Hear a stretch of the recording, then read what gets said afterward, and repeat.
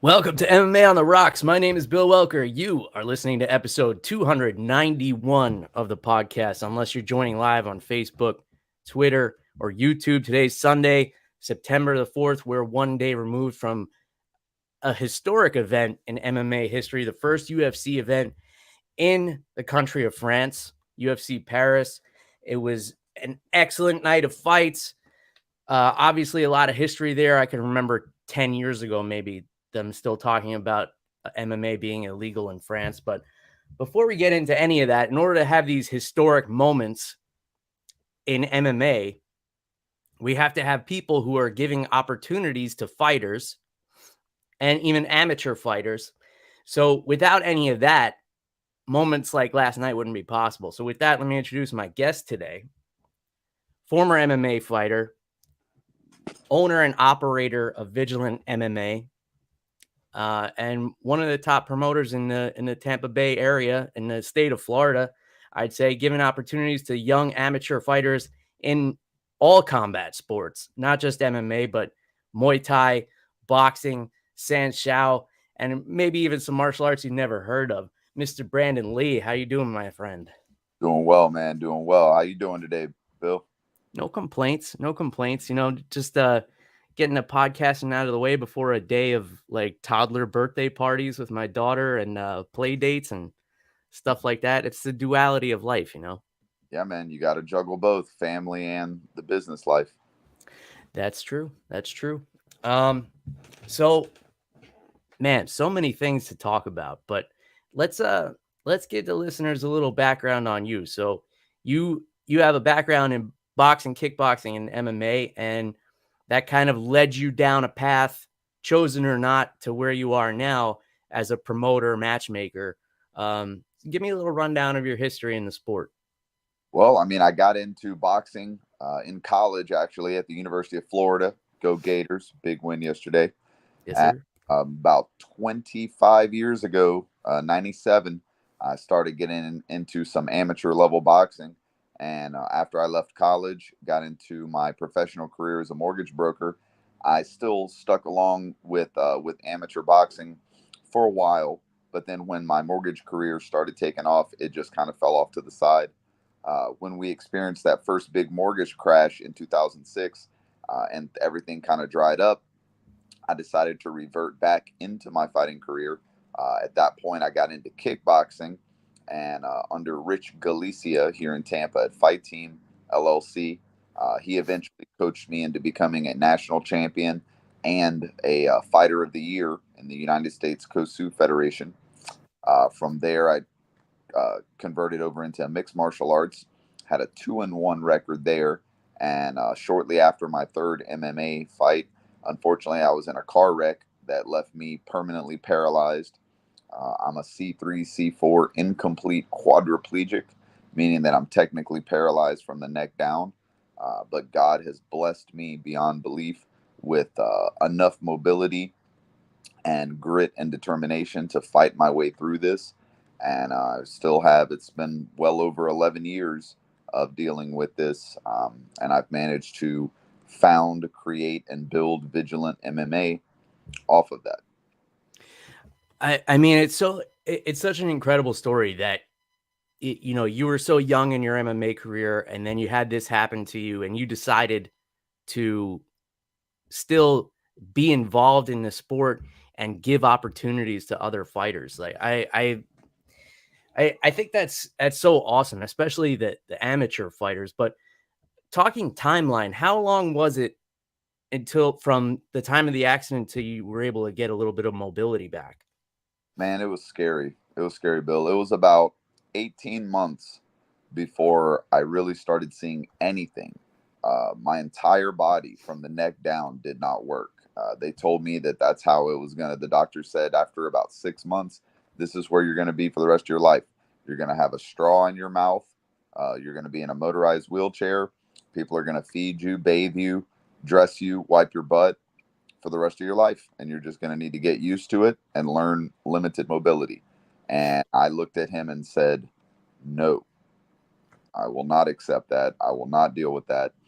And by the grace of God, and I give God all the glory and credit, by the grace of God, he gave me enough connectivity between my brain stem and my body to where over the last 10 and a half years, basically, I have worked relentlessly to rebuild my body, give myself mobility, and then I used my lawsuit settlement to found and build this company because I love combat sports, I love mixed martial arts, and I wanted to be as involved as I possibly could be.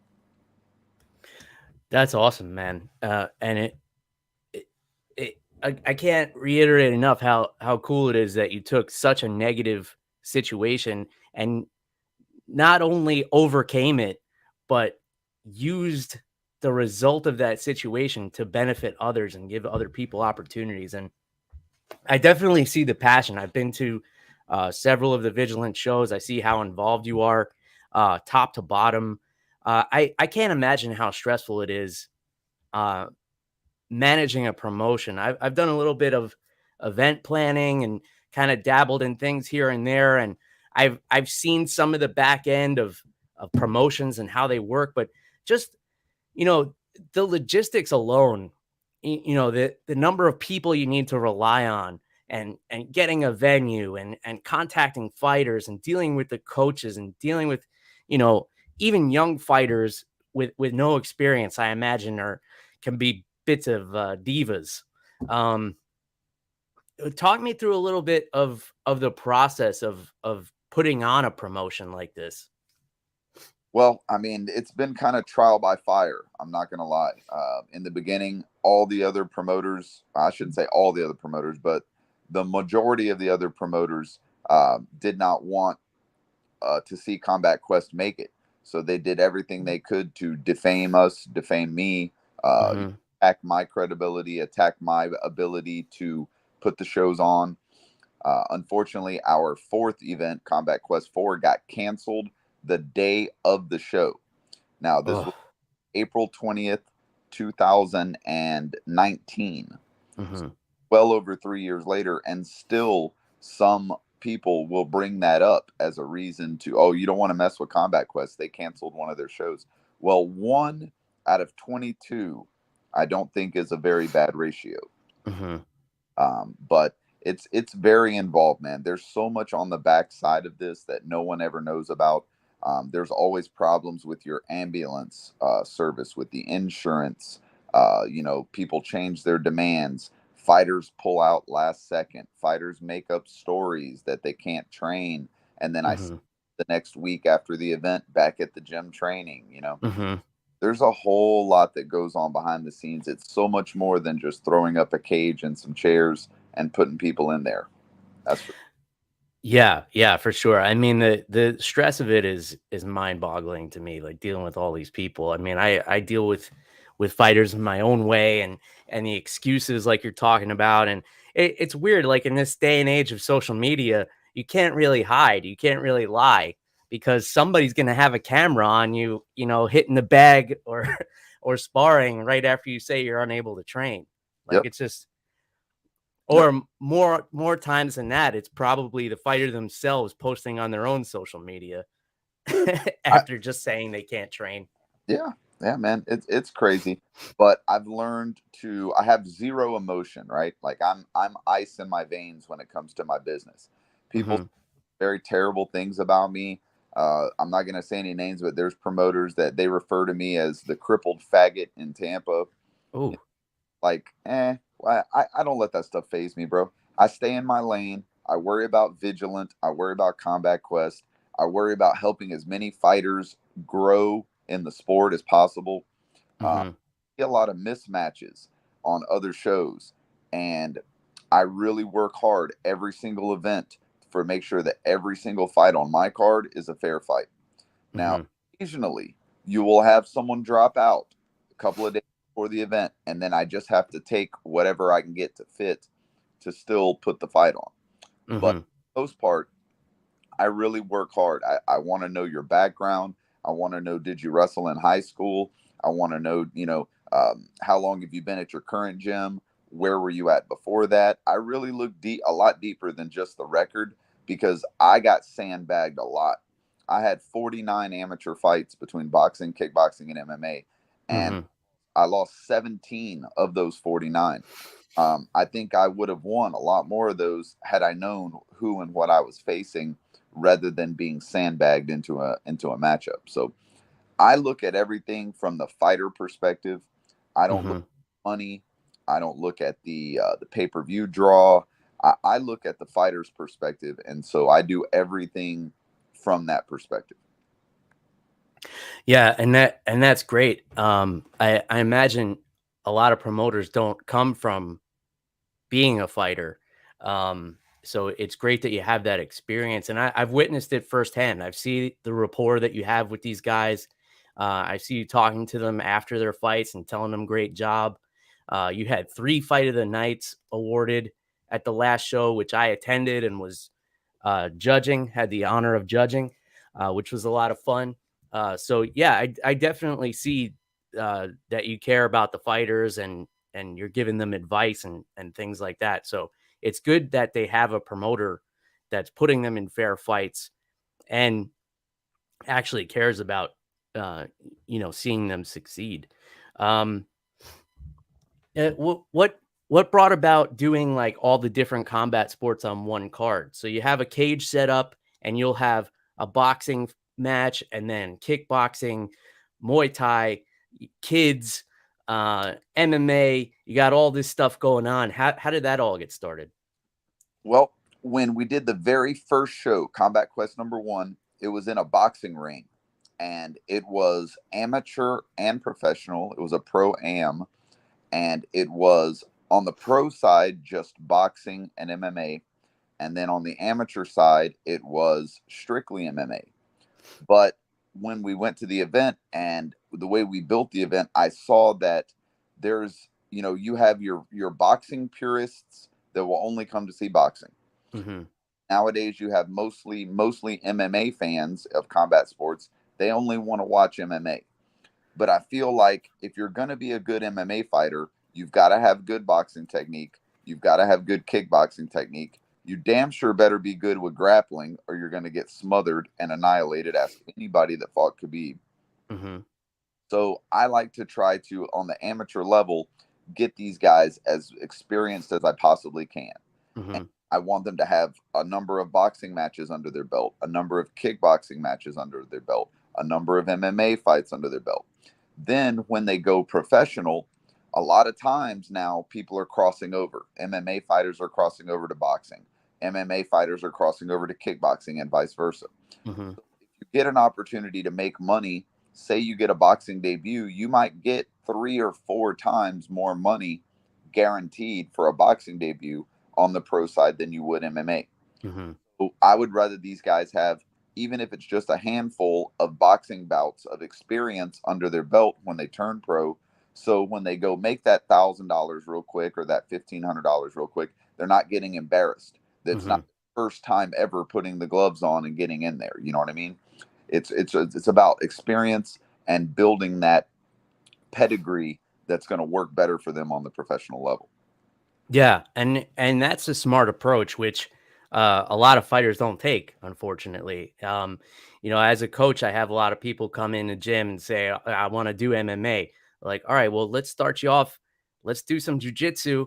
Let's get you in a tournament as a white belt. You can feel what it's like to compete in a fairly safe environment. There's a very small chance you're going to get hurt. If you can handle that, let's get you, we'll do some amateur kickboxing. We'll see how you deal with that. And you got to build. A lot of people think, they see someone like Ciryl Gane knocking out Tuivasa. That guy just stepped in an MMA cage when he's got years and years and years of experience as a kickboxer. Right. But nobody wants to see that. They want the end result. We live in a world of instant gratification with social media and everything like that, where, you could post a video of yourself hitting a heavy bag and you immediately get that dopamine hit of people commenting like, oh, wow, you're such a beast. And then from hitting the bag, you're ready for a pro fight or something, Yeah. Yeah. And I think a lot of us feel that way. The first time I hit a bag, I'm like, oh, what is there to this? And then the first time you get hit back, it's like, well, maybe it's a little different than what I thought. Yes, I know. I agree wholeheartedly, man. I oftentimes try to counsel a lot of these amateurs that are getting ready, that are on the verge of going pro. And I always try to counsel them.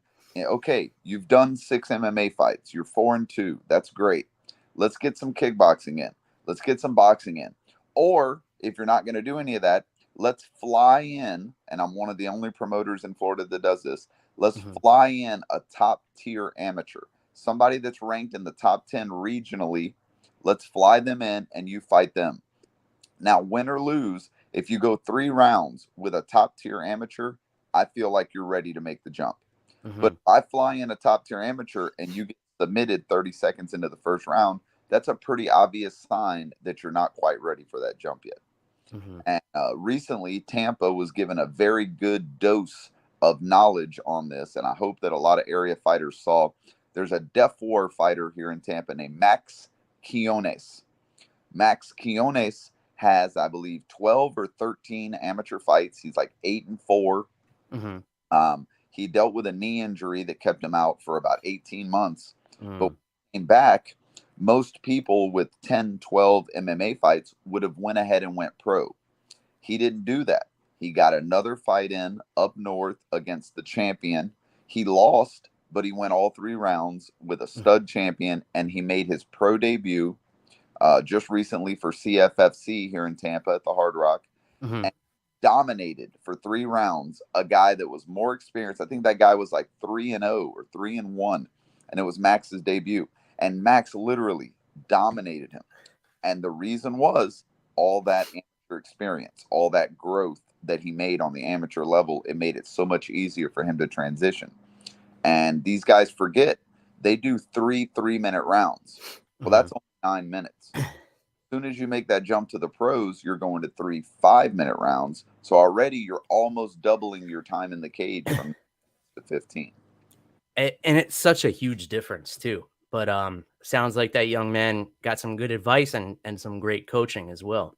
Yep. Oh, Def War does not play any games over there, man. They're breeding champions back to back to back. Yeah, I'm familiar with them. That a lot of great guys coming out of that gym. They come and cross train with us at MJM quite a bit. Good solid foundation those guys have. Good heads on their shoulders, and they're getting good advice in their ears, which is huge for young fighters because a lot of them aren't. You know, a lot of coaches that I've experienced are just, clout chasing, looking at to rush fighters into things that they're not ready for. And that's how people get hurt. Yep. They're only concerned with the belts and the membership dues. There's a number of those guys. All they want to know is their guy fighting for a title, and am I getting paid my money on the first of the month? Yeah, and that's an unfortunate side, especially when you're dealing with amateurs and trying to build people up. And a lot of people don't realize, who are MMA fans, they don't realize any of this, like the struggles of a fighter to find a good camp and find a good gym and good coaches and surround themselves with good people that are going to help lift them up and help get them to those bigger stages. A lot of people, again, just see the end result and they don't know what it takes to get you there. And then so I've seen the other side of it too, is I've seen very good, very passionate coaches get screwed over by the fighters and get burnt out. Because they devote so much time and energy into a person, and then they just move on to what they think is greener pastures. I'm sure you've seen a lot of this as well. Oh yes, yeah. I'm not going to call out any names. I can think of some fight away where the coach put everything into the fighter. The coach built the guy from the ground up. I mean, from a green debut amateur all the way up to the UFC. And then the fighter got to the UFC and was like, I think I'm just going to go in another direction now. And it's like, what? You didn't know how to throw a jab or a cross. I've gotten you to the UFC, and now you feel like there's a better opportunity. Okay. Good luck. Yeah. I mean, it's definitely a delicate balance. There's a lot of emotion involved. There's a lot of ego involved on both sides. And sometimes fighters do outgrow gyms.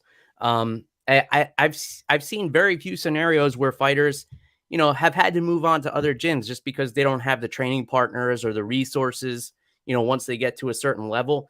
But they also maintain a good relationship. They'll still bring in their old coach to corner them and things like that. Sometimes you do need to move on, but it's a fine line, and it's hard to manage. It's hard to manage relationships in general with people. So when you start adding in, a dangerous sport, it brings it to a whole new level. And Brandon, I want to circle back to your endeavors, and I definitely want to go over Combat Quest 22, the event that I attended a couple weeks ago, and talk about what you have coming up next. But let's get into this UFC last night, because I'm sure it's on everyone's minds. Just what a huge event. And, put the history aside for a second of, MMA being illegal in France for so long, and they finally bring it, and Bellator has been there already. Now the UFC finally did it, and the French fighters did really well. I mean, usually you bring MMA into a new area and the local fighters kind of flop a little bit, but these French fighters definitely delivered. Let's start at the top with Ciryl Gane getting the knockout in the third round over Tuivasa. What'd you think of that? Man, it was a great fight. It lived up to the hype. I love Tuivasa. He reminds me of a fat version of myself. I'm going to go in there and swing and bang. I'm going to keep good form, but I'm going to give you 110% for about 2 rounds. Mm-hmm. And if you make it past those 2 rounds of fury, you're probably going to get me. Mm-hmm. And, Tuivasa was the first person to ever knock Ciryl Gane down, because he did put him on his ass. Mm-hmm. If he had been a little bit more athletic and in shape, he could have taken advantage of that opportunity to get the finish. But you got to give credit where credit's due. Ciryl weathered the storm. He has tremendous technique. He's very long. He knows how to use that range, and he put Tuivasa down. I don't think had anybody knocked Tuivasa out yet. I don't think anybody had it, right?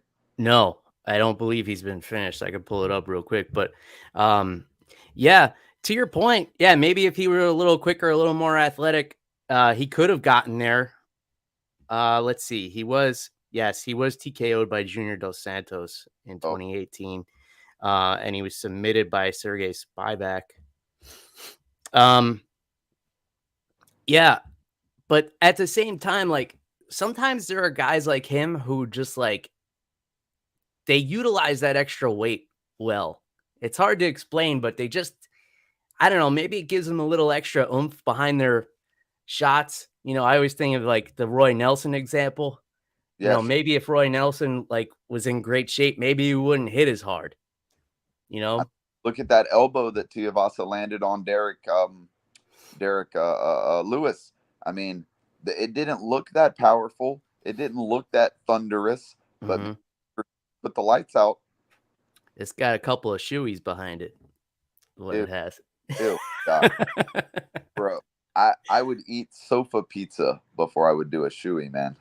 Yeah, that's a gutsy move, especially when he just takes it from somebody in the crowd.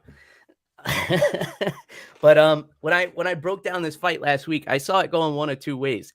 I saw Gane staying on the outside, outpointing him, using his jab like he's so great at doing, keeping him at bay with the leg kicks, or Tuivasa knocking him out. Gane kind of got into the firefight with Tuivasa a little bit, which I wouldn't think would have been the best game plan, but we saw like he's got a chin, he could take a shot, and those fighting instincts, those years of kickboxing, he was able to hang in there after getting rocked with a shot that would have knocked a lot of people out cold, and then was able to finish Tuivasa, who's so tough. Like you said, not a lot of people able to put him down. There was one point where Gane hit him with a shot, and the grimace on Tuivasa's face just said to me, I cannot give up, but I really want to. Right.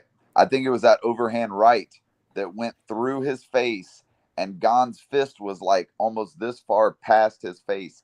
I mean, like he punched through his face. I know that exact moment because you've seen it on Tuivasa. He was like, oh, dear God, that hurt like hell. Yeah. Yeah, and you saw the look on his face where, like, for a split second, he thought, like, I could just go down right now and they'll probably stop it. But to his credit, he kept pushing through until his body gave out.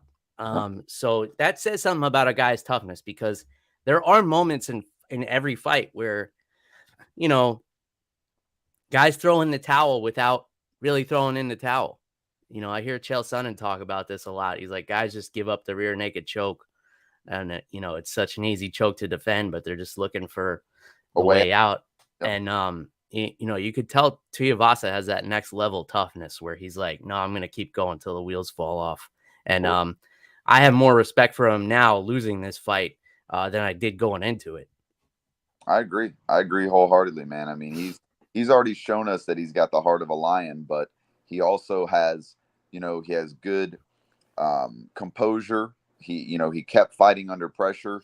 He didn't just turn away or like you said, look for a way out. He just swung until he had nothing left, and then the body failed on him. And speaking of pressure, you have Ciryl Gane fighting in his home country, the first UFC event ever in France. That's got to be tremendous pressure. And the guy, he was just such a professional and went out there and put on the best performance of his career. So that really says something to his composure as a fighter. Unbelievable. So what do you want to see next for both of these guys? Oh man. Well, I mean, I think Ciryl has got to be the number one contender, but I mean, his last two, he lost to Ngannou. Now he came back and beat Tuivasa. So I think smartest move for Gane would be to get one more fight in before you go challenge Ngannou again. Get yourself another solid win against a top 5 guy.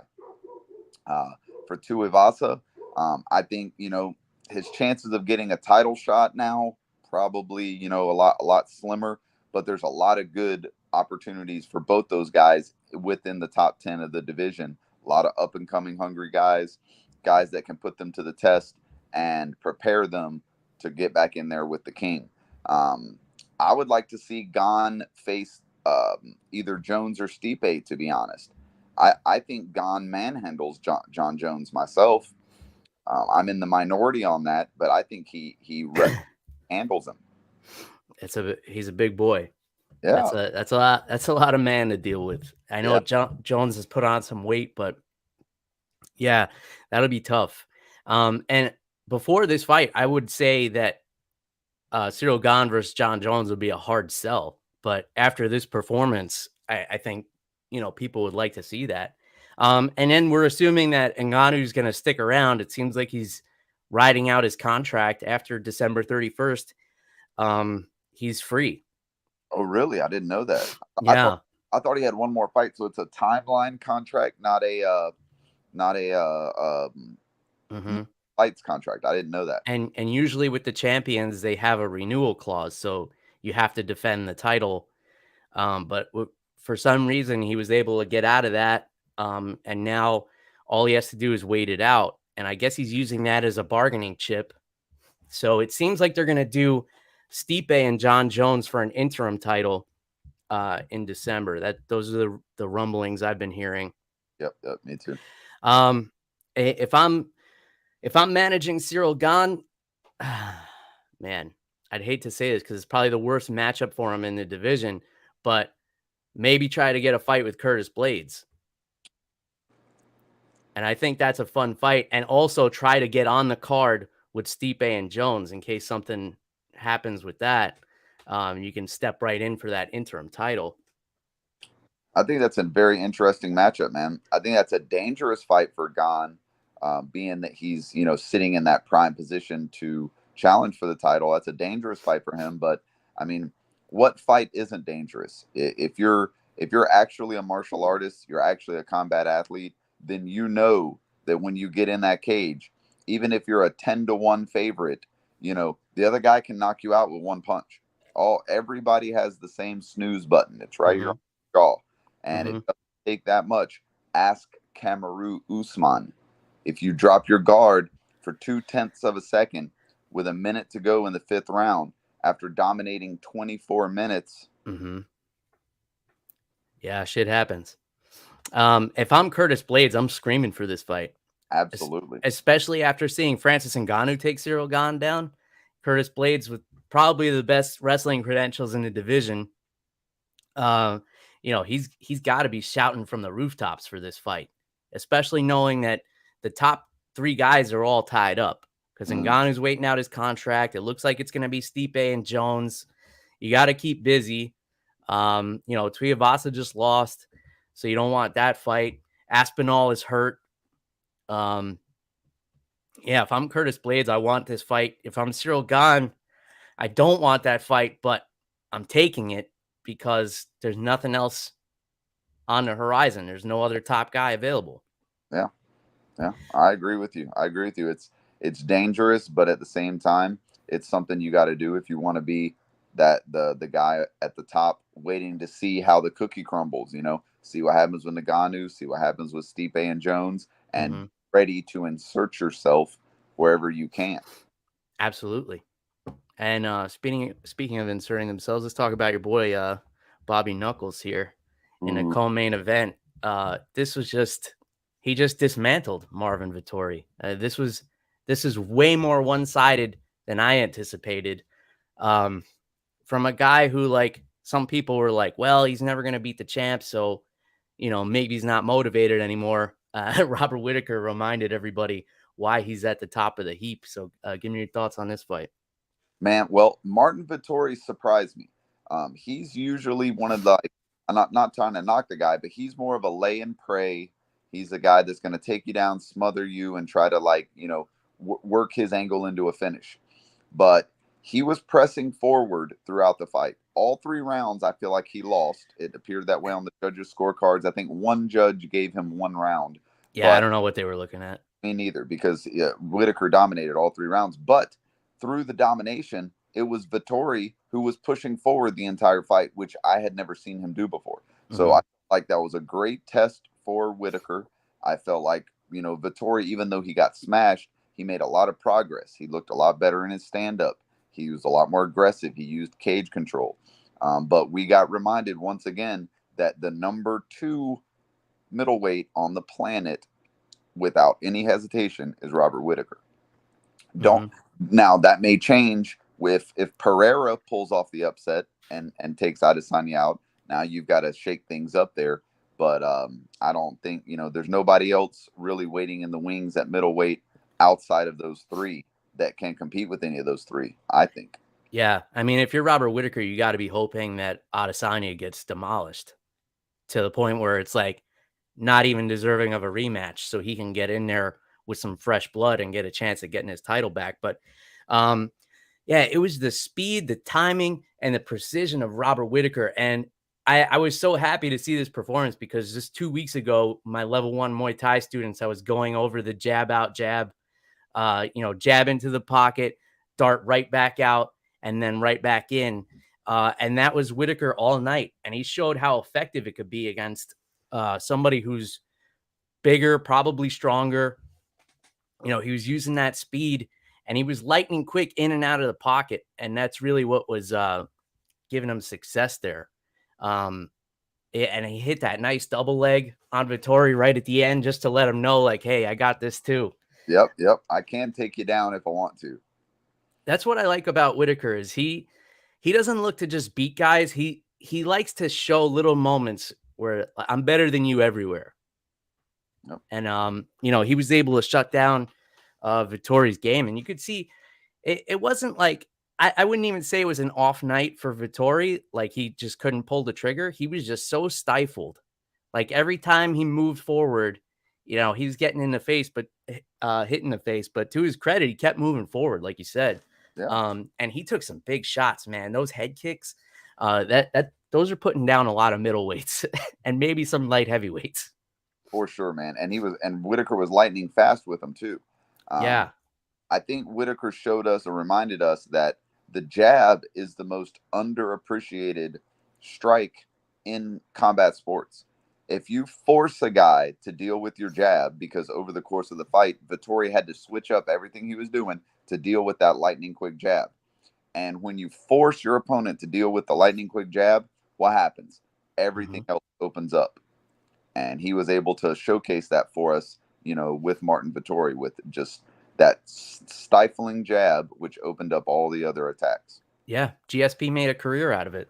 For real. A lot of people always say, like, how did he become such a great wrestler without a wrestling background? And he did it with his jab. That's how he set up everything. He would just frustrate people with it to the point where they were shelling up so much. Right. He was able to, yeah. Coming. Of George, you'd seen him. He was in the crowd yesterday. Yeah, he looks great. Dude, that guy, man. I'm confused and baffled as to what his motivation is to stay in such supreme shape, being this far out of, contact combat sports. But that guy is in Bruce Lee type shape. Yeah, I saw a funny meme that picture of Conor McGregor came out recently where he's looked like he's aged a lot. They're like, this is Conor McGregor at 34 next to GSP at 40. And GSP looks younger and trimmer. But yeah, I think he's just one of those guys that just, is concerned with the way he looks and being healthy and eating right and, doing gymnastics and whatever else he's doing up there in Montreal and just living his best life. Yeah, man. I mean, he's one of those rare athletes that even though his competitive career is over, he is still, I mean, bro, that guy could get in there, I think, right now and be competitive with some of the top guys in the world if he wanted to. Mm-hmm. Oh, yeah, 100%. I mean, look how he got off the bench and got in there with Michael Bisping and just, did what he did to him. And But Bisping's another one of those guys, too. I hear he still works out like an animal, even doing all the analyst stuff. They say he's down. He'll be at the hotels down on the treadmill at 5 a.m. It's like, dude, you don't have to do this anymore. I wouldn't expect that with Bisping, but I was never a big Bisping fan myself. I'm a Dan Henderson fan. So with all that, well, I one of my favorite fighters of all time, Dan Henderson. I loved watching him back in Pride. He was one of the guys that, because I have a wrestling background, and the guy who really got me into MMA was Jens Pulver, because I was like, here's this little guy who's a wrestler, he's knocking dudes out. And then I saw Dan Henderson, and I was like, here's a guy who is an Olympic caliber wrestler, and he's not using it at all. He's just demolishing people. The old H-bomb. Yeah. And the guy's a freak in nature. Absolutely. And he's the original champ, because he was the Pride 185 and 205 champion at the same time, fighting guys at 205 at his walking weight and then cutting down to 185 and defending both titles. Yeah. Yeah, he was a beast. And then he had some great fights in the UFC. Unfortunately, never able to realize that UFC title, which really would have cemented him with the current crop of fans. But he'll be in my top 5 forever, no matter what happens. Oh, absolutely. Let's see, some bad blood. Nassourdine, Imavov, and Joaquin Buckley. These guys, I don't know the whole backstory or anything, but it was heated in there to the point where Mark Goddard was trying to separate them a few times, and Imavov was trying to jump over him like it was a fight in a sorority house.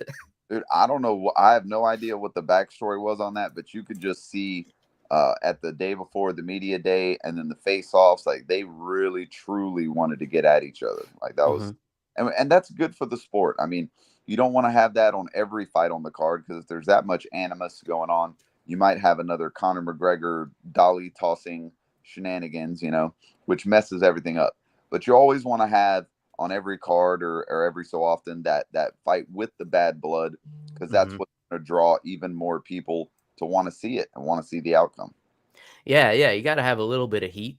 And I'm glad they bumped this one up to the main card, because it was originally scheduled on the prelims. And when I was breaking down this card last week, I was like, what is this fight doing on the prelims? I mean, you have Imavov, who's a local guy, and you have Buckley with 3 wins in a row with one of the greatest knockout highlights of all time Why is this fight not on the main card? I'm glad to see that they bumped it up. And I think the Imavov's emotions were almost his detriment, because after that second round, he didn't have a whole lot left, and Buckley hit a switch where he decided, like, I'm going to try and finish this dude, and came out with a fire under him in that third round. And he was like, reach disadvantage, losing 2 rounds. I don't give a fuck. I'm going after this guy. And I love this fight. Yep. No, I agree totally. I think that Imavov, I think he thought that he was going to get the finish in the first or the second round. So he probably didn't prepare. It looked as if he didn't prepare himself for a 15-minute war. You know, he saw a shorter man with less reach, and in his hometown, you know, in his backyard, and thought all of those things combined, I'm going to go in there and smash this guy, you know, Khamzat style, and Buckley wasn't having it. Yeah, for sure. I think the emotions played a big part. Nothing will drain your cardio quicker than getting angry. You know, they say, like, never fight angry. And the reason for that is it'll just spike your adrenaline. It'll drain everything out of your muscles. And, but credit to Imavov, despite all of that, despite, you know, maybe blowing his wad or getting too emotional, whatever the case, in those first 2 rounds, he still survived that onslaught from Buckley, which a lot of people wouldn't when they're that exhausted. Go over a couple more things here.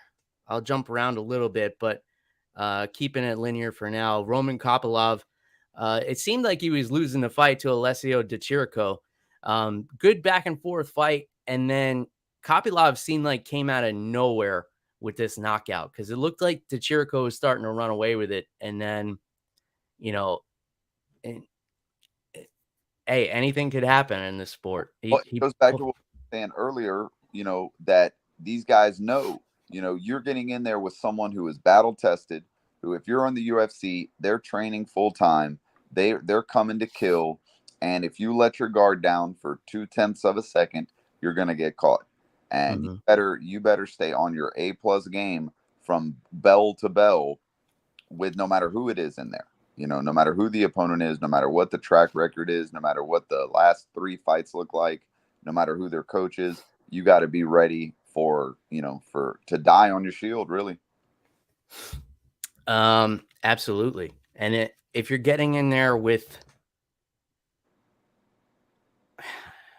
Magomedov, I don't want to butcher his first name. I don't want to be disrespectful, but I attempt that, bro. Good for you.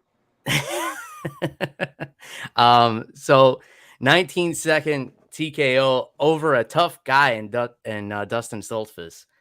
This kid is a monster. Well, if people don't start closing their guard, I hate to say this because I know some of my local coaches are going to hear this, but I am not a really big fan of the Dutch style kickboxing approach to MMA, because I feel like your shoulders are a little bit too broad. I feel like you're a bit too square. And a lot of these guys are figuring out that a teep kick to the teeth puts all that to rest really quickly. You know, Anderson Silva did it to Vitor Belfort. Who was it that did it? Somebody did it to Randy Couture and knocked his Lyoto Machida. Machida, that's right. How did I forget that? Machida did it to Couture, knocked his front 2 teeth out. So you see a guy come out square, that teep kick, whether it's to the chest or to the teeth, is pretty Yeah, it's almost like he knew that was there. But still, the follow-up, just vicious. I'm looking forward to seeing this guy mix it up in the middleweight division. What are they doing over there in Dagestan, bro? They're breeding champions. They're breeding savage warriors, man. Like, those boys. Hopefully the U.S. lines up with them when World War III starts. Yeah, let's hope. We want those guys on the front lines. There's just like, it's just a different mindset. You know, over there, they are literally fighting for their family, for their future, for, you know what I mean? Whereas here, sadly, the majority of people are fighting for clout and money. So yeah, there's none of that over there. They're not concerned with their Instagram followers. They're just concerned with with demolishing people, and the results speak for themselves. Speaking of which, next weekend, man, dude, Khamzat and Diaz. I'm so excited for this. Like, on paper, it's like it's a no-brainer almost. Correct. But the only paper that matters to Nate Diaz is rolling paper. So, well, I mean, we already know Nate Diaz ain't scared of nobody. You can have bloody, battered, bruised, and beaten, and he's still gonna flick you off and come at you as hard as he did in the first round. Those guys are cardiovascular freaks, him and his whole team, so they don't get tired. They know how to punch. They're tough as nails. They're all black belts in jiu-jitsu. So if you get sick of the stand-up and you make the mistake of shooting in, well, we all found out what happened with that with Conor McGregor. So I'm really excited, man, to see what happens, because my dream scenario, Brandon Lee's dream scenario, is Diaz wrecks the hype train, gets a submission, beats Khamzat. Now he's in a position to argue for a 3-fight deal. He gets Leon Edwards, he gets Masvidal, and he gets that McGregor trilogy, and then rides out with 100 M's and a big fat blunt in his mouth. It's interesting hearing you say that from the promoter's perspective, because that's probably the promoter's nightmare if you're the UFC. Absolutely. Because you lose your hype train, and now you got to negotiate with Nate and give him whatever he wants. But I feel like if Nate does pull off the upset here, I think he's just riding off to other things. He's been pretty public about saying, he wants the Logan Paul or Jake Paul or whatever it is. He wants that boxing match. I would prefer to see your scenario where he comes back to the UFC, but whatever's best for him. He's got a young family now, and if he wants to make sure that his family's set up for generations and that's his path to do it, then great.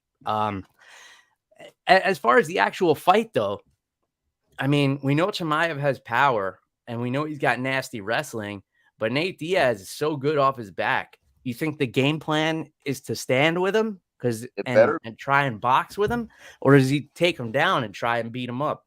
No, if Khamzat is using his brain and not his balls, then he's going to keep this fight on his feet. Because while most people are these big fans of the Diaz boxing, since I had 29 boxing matches amateur myself, I was 24-5.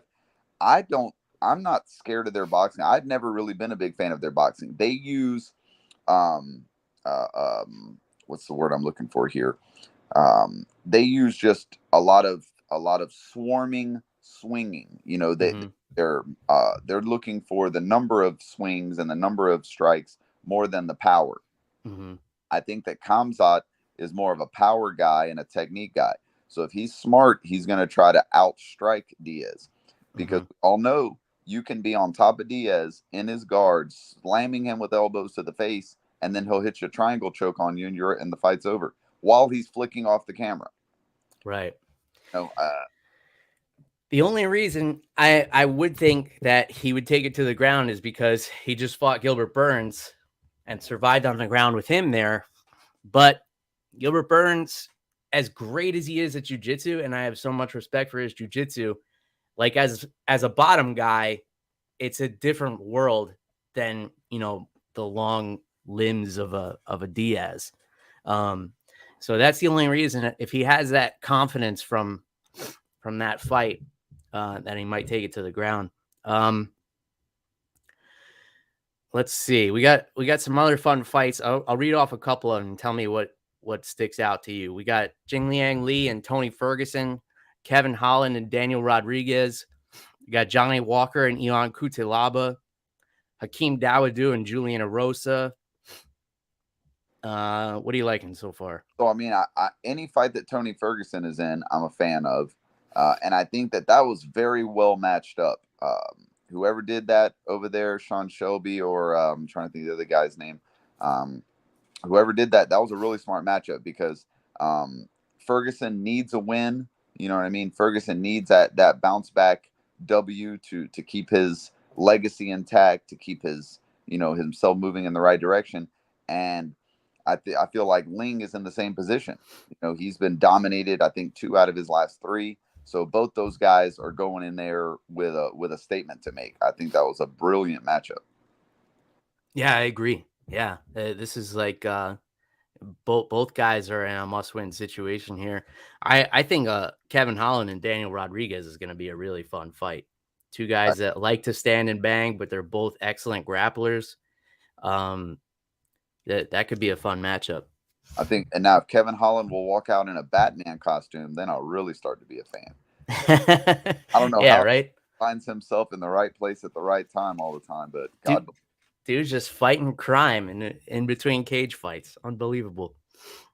Hey, I'm not a lie, bro. I respect and I admire that, because with the way that our current conditions of our world and our country are, I tell my friends all the time, man, like, you guys don't know, if I wasn't disabled, I would be known as the Antifa hunter. Go around and attack old people, attack white people and Hispanics, and it's mainly white liberals that do it. I would be flying around city to city and bludgeoning these people, man. I can't stand when people attack older, elderly, less fortunate, people that can't defend themselves. My whole life, I've always fought the bully. I've been kicked out of so many schools growing up. My parents had to move so many times because I'll pick up an encyclopedia and crack a bully in the head. I really hated that my whole life. So to sit here and see the way our country has divulged down into that and accepted it, man, it really burns me. So to see somebody like Kevin Holland that just happens to always find himself at the right place at the right time and step up and do something about it, that's the difference. Well, the name Vigilant MMA is making more sense now that I know you have the spirit of a vigilante. Absolutely, my brother. In fact, Vigilant came about because when I was laying in the hospital bed, I had a feeding tube down my throat. I still wasn't talking. All my ribs were broken on one side. I had a punctured lung to go with the spinal cord injury and the broken neck. My best friend, my daughter's godfather, Edward Joseph Bugle III, Captain Bugle in the United States Army, he came and visited me. He got relief from he was in Iraq, and he got relief and came over to visit me. And he told me that all the soldiers, when they leave the base and go out into the dirt, that's what they called it, out into the desert, into the dirt, there would always be somebody standing by that front gate that would fist bump every person and say, "Stay vigilant out there. Stay vigilant out there. Stay vigilant out there." So he said, "Brandon, this is going to be the toughest test of your life.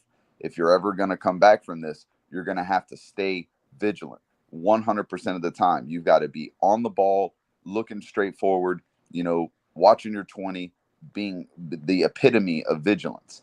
And that has just stuck with me throughout. That's an awesome story. And with that, let's circle it back to the great things you've been doing with this promotion. I got to attend and judge for Combat Quest 22, Secure the Bag 2, right here in Clearwater, Florida.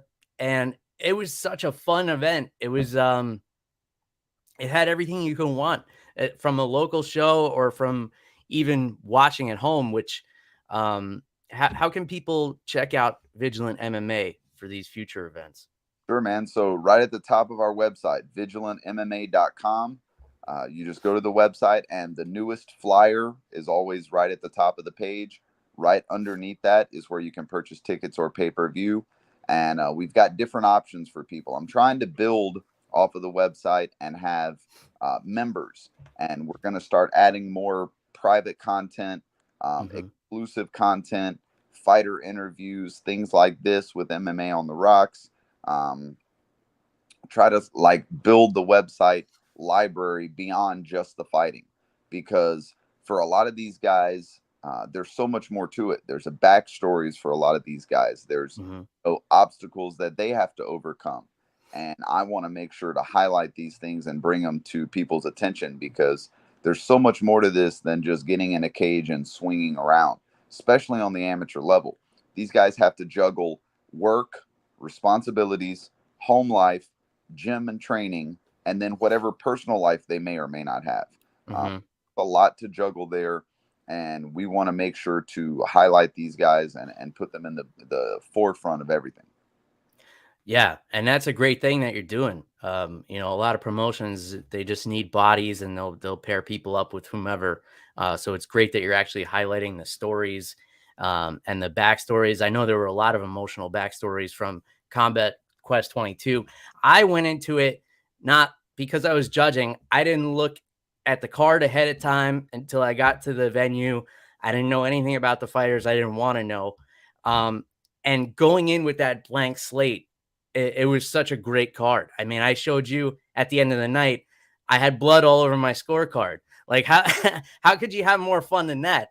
Sitting cage side and getting able to being able to judge these fights. But let's talk about some of the fights you had on here, which people can go back and rewatch this on your website, right? Absolutely, absolutely. In fact, we dropped the price from $30 to $15 after the show. Oh, nice. Okay, so it's 30 if they want to watch it live, and then 15 for the replay. All right, good to know. So we had MMA, we had boxing, we had Muay Thai, we had a couple of kids fighting. I know you had 3 fights of the night. For me, the most impressive one, and I think this was the one that got blood on my scorecard. It was Samir Abidrabo and David Pierluisi. 125-pound MMA fighters. It was a rematch. They had boxed before, and this fight was MMA. It was so back and forth. It was so bloody. These guys were bleeding right on me, and I had the time of my life. Yeah, man. I love both those kids, man. Like, let me tell you, they both have the heart of a lion. They both will not give up or quit. You saw it yourself, cage side. Their previous match was kickboxing, was Muay Thai kickboxing. Oh, okay. And it was a 3-round split decision. Mm-hmm. For anybody that knows, it could have gone either way. 2 judges had Pierluisi, 1 judge had Samir. And the thing is, if you go back and watch that fight, man, Samir got hit with some absolute bombs and just would not give up or go down. And not only did he not give up or go down, but he kept pushing forward. Reminded me kind of a lot of Vettori against Whittaker this past yesterday. Mm-hmm. So when I signed these guys up for a rematch in MMA, I knew that it was going to be just an absolute, what we used to call back in Alabama growing up, a slobber knocker. There was just going to be no quit in either guy, and they lived up to the hype, even exceeded it, and all the way to the bell in the 3rd round. Both those guys were looking for the finish. Mm-hmm. Yeah, it was a fantastic fight. A Muay Thai fight that I enjoyed as a Muay Thai clinch coach myself was Jourdain Rivero and Colin Walker. And it looked like in the first round, Rivero was going to kind of run away with this one until Colin Walker realized he had such an advantage in the clinch. And then it was just sweep city for rounds 2 and 3. I was impressed with both of those kids, though. They both brought it, and they're what, 15, 16 years old? Yep, 15 years old, both those kids. Jourdain was 2-0, but he had fought the same guy, same opponent twice. Now, I take nothing away from his opponent because his opponent was tough. Both those fights went all 3 rounds. One of those fights was a split decision. The other was a unanimous decision. But both, Jourdain had 6 rounds of tough kickboxing under his belt coming in. Colin, on the other hand, was coming in with 4-1 record. He's fought on Ali Terra's promotion. He's fought in the Leo Code. I think he fought WCFL. So he had been around the block already. Normally, I would want Jourdain to get another fight or 2 under his belt before fighting somebody like Colin. But I was not able to secure him someone closer to his record as far as an opponent. And he really wanted to compete and dedicate that fight to the untimely passing of his older brother. Unfortunately, his older brother, Jourdain Rivero, was in a motorcycle crash and unexpectedly passed away. So rather than keep him off the card, he reluctantly, him and his coach, Crafton Murder Wallace, and his dad reluctantly agreed to take this really tough fight. And as you said, I mean, it was a 3-round back and forth fight. And once Colin realized about those sweeps, catching those kicks into those sweeps, that really definitely made the difference in the fight.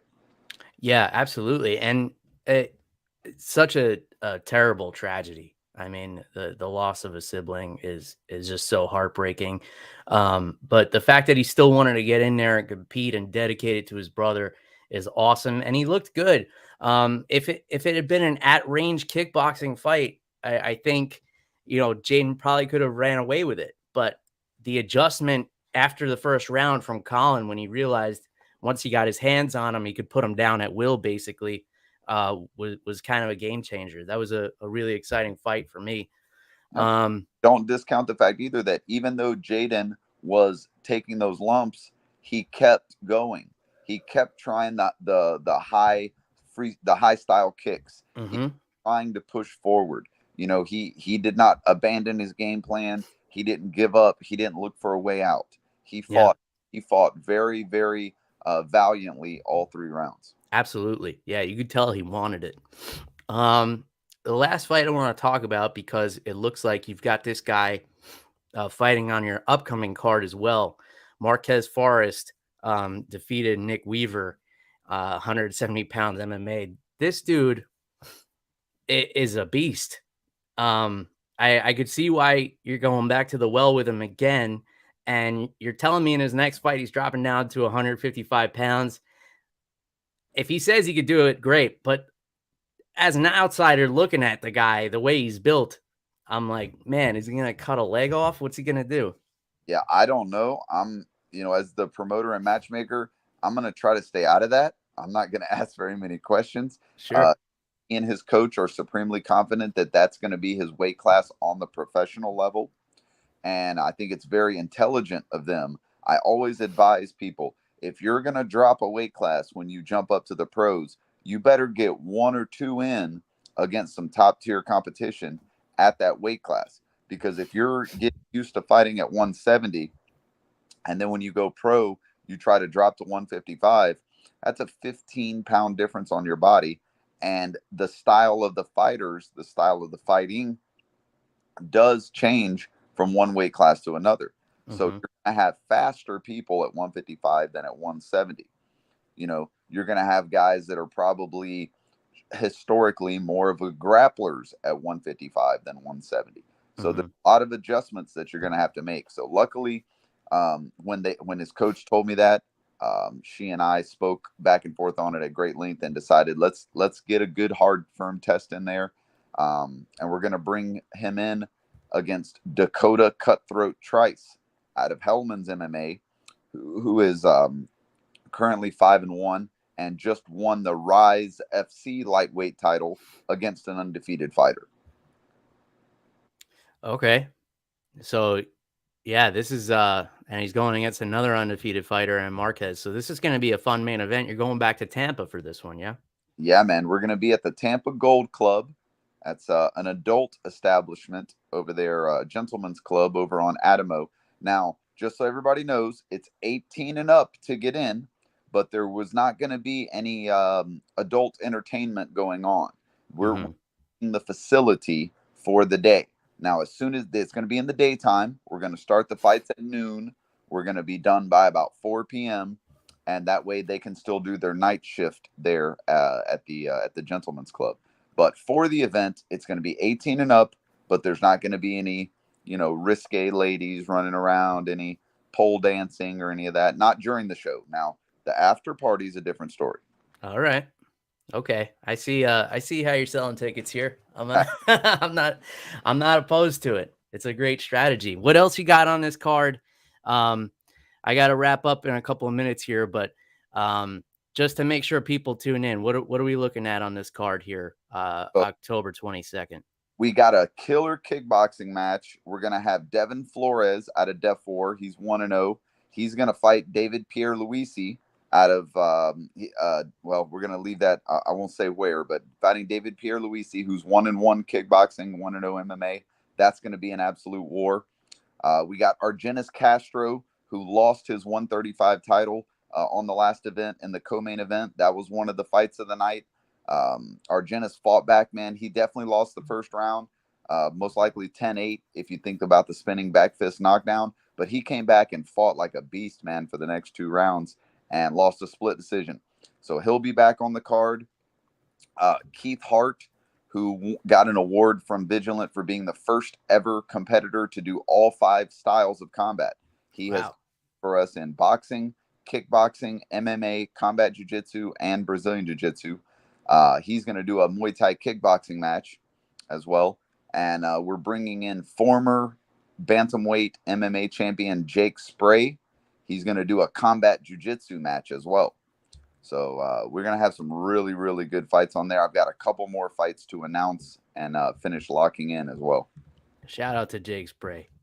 Good buddy of mine. Oh, yeah, man. I love the gunslinger. Great kid. Yeah, man. Brandon, this was fun. I hope to be able to check out that event. I'm going to check my calendar as soon as we're done here to see if I can get over to that one. This was a great conversation. Loved having you on. Anything else you want to get off your chest before we part ways here? No, man. Just please make sure you guys head to the website, vigilantmma.com. Come out and check out the next show. Every single fight is going to be a banger from top to bottom. It's also my birthday. We're going to be celebrating my birthday that night as well. And that's Combat Quest 23. It's called The Cage Over the Stage. And then we're going to close out the year November 19th down in Fort Myers at the Sidney Byrne Davis Arts Center. I'm already about halfway done with that fight card, and that one is looking unbelievable as well. So we just try to keep getting better. We want each card to be a little bit better than the previous, and we want our run of show and our production to continue tightening the screws, crossing the T's, dotting the I's, and chase that ever elusive perfect event. Hell yeah, man. And that's the fighter's mentality there. Just always improving. The events have been great. I wish you much continued success with all of this. And I love everything. I love the mindset. I love the dedication. And I love the fact that you really care about these fighters. Like you were able to bring up the backstories just talking about them here just from memory, which is super impressive, especially given all your knowledge of professional MMA and boxing, I'm sure, and a ton of other things that we didn't have a chance to get into today. But let's have you back and get into some of those conversations, especially leading up to this event, and we'll hype it up for you. Absolutely, man. Absolutely, bro. Looking forward to it. And I appreciate your time. Make sure you check your calendar because we want to have you there cage side doing some judging for us. Hell yeah, man. It's so much fun doing the judging. It's an experience. For everybody else, make sure you check out Vigilant MMA. Follow them on Instagram. It's at Vigilant MMA, correct? Yes, sir. VigilantMMA.com. Instagram, Facebook. Do your due diligence, folks, and follow this promotion if you want to see the young and upcoming fighters that you might see in the UFC or elsewhere one day. And also, you're friends with Team Reaper. I'm friends with Team Reaper. And if you guys want to get some merchandise for MMA on the Rocks or support some local fighters, you can do so at reaper1.co. You can use the promo code MMA Rocks 10. Save yourself 10% on your order, whether you're buying my merchandise or not. Save yourself 10%. Support some local fighters. Money goes right in the pockets of the fighters. So everybody always talking about how fighters should be making more money. Well, buy their T-shirts. Absolutely, man. Reaper's the only guy that does this. He gives the fighter 50%. 50%, man. And out of his 50%, he eats the cost of getting the merchandise, printing it, and shipping it out to the customer. So there's no better way for you to support a fighter that you're friends with or that you're a fan of than to go to reaper1.co and buy their merchandise, because they are going to benefit directly financially. You're going to support their merchandise.